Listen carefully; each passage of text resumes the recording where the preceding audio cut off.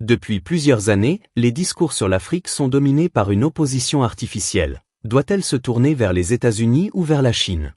Beaucoup de voix extérieures tentent d'imposer ce dilemme comme une question de survie stratégique, mais il s'agit en réalité d'un faux débat. Ce n'est pas le véritable choix historique que le continent doit faire. Lors d'une conférence en Afrique, un professeur chinois a livré un constat sans détour. L'enjeu principal n'est pas la rivalité géopolitique entre Washington et Pékin, mais bien la confrontation entre l'humanité et l'intelligence artificielle. L'Afrique ne doit pas se tromper de combat. La véritable ligne de fracture du XXI siècle sera entre ceux qui maîtrisent la révolution technologique et ceux qui en deviennent dépendants. Ce message est un avertissement. Si l'Afrique attend trop longtemps pour entrer pleinement dans l'ère de l'IA, elle risque de se voir reléguée en marge du monde, comme spectatrice impuissante d'un bouleversement planétaire. Dans ce scénario, le continent pourrait rester coincé dans une dépendance économique et technologique, reproduisant les schémas coloniaux passés mais sous une nouvelle forme, la colonisation numérique. Mais ce discours n'était pas seulement un cri d'alarme. Il contenait aussi un message d'espoir. L'histoire récente montre que les miracles sont possibles. La Chine, en 1978, était encore un pays pauvre, rural et marginalisé. En une seule génération, grâce à des réformes courageuses et une vision claire, elle est devenue une puissance mondiale incontournable. Si la Chine a pu accomplir cela, pourquoi pas l'Afrique? Le professeur invitait donc les Africains à refuser les faux choix imposés par les grandes puissances, à se concentrer sur ce qui compte vraiment, investir dans le développement, renforcer la sécurité par la croissance économique, et exiger d'être entendus dans les affaires mondiales. Ces paroles n'étaient pas de la rhétorique diplomatique, elles constituaient une véritable feuille de route pour la survie et la renaissance du continent. Le professeur nomma notre époque par son vrai nom, l'âge de l'intelligence artificielle. Contrairement à ce que certains pensent, l'IA n'est pas un horizon lointain, mais une réalité déjà en action. Elle transforme nos sociétés en profondeur, elle réorganise les économies, modifie la culture, révolutionne les armées, et influence même la vie quotidienne des individus. Le danger, dit-il, n'est pas théorique.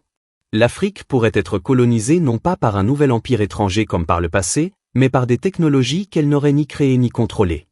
C'est le spectre d'une colonisation numérique, une dépendance totale vis-à-vis d'outils, de plateformes et d'algorithmes conçus ailleurs, qui déciderait à la place des Africains de leur avenir économique, politique et culturel. Il évoqua l'IA divide, une fracture qui ne sépare pas seulement riches et pauvres, mais capables et incapables.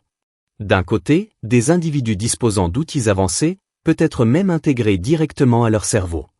De l'autre, des populations qui continueront à vivre avec des moyens rudimentaires. D'un côté, des entreprises capables d'analyser des masses gigantesques de données en quelques secondes. De l'autre, des structures qui classent encore leurs archives sur papier.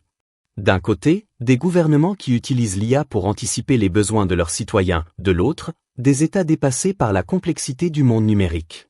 Pour l'Afrique, le constat est encore plus alarmant. De nombreux pays peinent toujours à assurer une connexion Internet fiable, un accès universel à l'électricité ou un financement adéquat des universités. Comment rivaliser, dans ces conditions, dans un monde où l'intelligence elle-même est automatisée? Et pourtant, il existe un chemin. Le professeur a mis en avant une planche de salut, l'IA open source. Contrairement aux modèles propriétaires extrêmement coûteux développés par les géants américains, certaines plateformes issues de Chine, comme DeepSeek, proposent des alternatives ouvertes, accessibles et beaucoup moins onéreuses. Pour l'Afrique, où les budgets publics et privés restent limités, cela peut représenter une véritable chance. Mais au-delà de l'aspect technologique, son message portait une signification encore plus profonde. L'IA ne doit pas être perçue uniquement comme une menace ou un cadeau venu de l'étranger. Elle doit être envisagée comme un test de confiance en soi pour l'Afrique. La vraie question: les dirigeants africains auront-ils le courage de mobiliser leurs ressources, de construire des institutions solides, et de concevoir des politiques qui placent le continent au cœur de cette révolution? En d'autres termes, l'IA n'est pas seulement un enjeu technique. C'est une question de souveraineté. Si l'Afrique embrasse cette révolution selon ses propres termes, elle peut réécrire son destin. Sinon, elle risque de rester spectatrice dans une pièce où d'autres décident du sort des nations. Le professeur a ensuite élargi son discours au terrain politique. Il a dénoncé un piège ancien qui menace encore l'Afrique, être forcé de choisir un camp dans les rivalités de puissance. Pendant la guerre froide, le continent a été transformé en échiquier où Américains et Soviétiques finançaient coups d'État, rébellions et dictatures. Le prix fut payé en vies africaines et en décennies perdues. Aujourd'hui, l'histoire risque de se répéter, avec Washington et Pékin à la place de Washington et Moscou. Mais pour le professeur, le choix est clair, l'Afrique ne doit pas s'aligner automatiquement. Elle doit décider seule, selon son intérêt fondamental. Il donna une règle simple, juger les partenariats non pas sur les drapeaux, mais sur les actes. Si les États-Unis construisent des centrales, des écoles et des usines, alors la coopération a un sens. Mais si ce ne sont que des promesses creuses ou des sanctions, elle ne sert à rien. De même, si la Chine apporte des infrastructures qui créent des emplois et renforcent l'industrie locale, l'engagement est positif. Mais si cela tourne à l'exploitation, l'Afrique doit savoir dire non. C'est une invitation à briser la dépendance psychologique qui pousse encore trop souvent les Africains à attendre la validation de l'étranger. La véritable indépendance n'est pas seulement politique, elle est aussi mentale. Pour donner de la force à son message, le professeur fit une comparaison saisissante.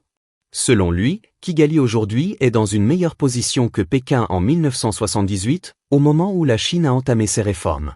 À cette époque, la Chine était pauvre, rurale et peu attractive pour les investisseurs. Et pourtant, en 40 ans, elle s'est hissée au rang de deuxième puissance mondiale grâce à une stratégie simple, discipline, réforme, ouverture progressive et confiance en son potentiel. Le parallèle vise à briser le mythe de la fatalité africaine.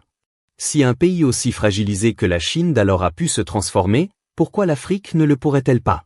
Déjà, des exemples montrent que c'est possible. Éthiopie avec le barrage de la Renaissance, qui redéfinit son paysage énergétique.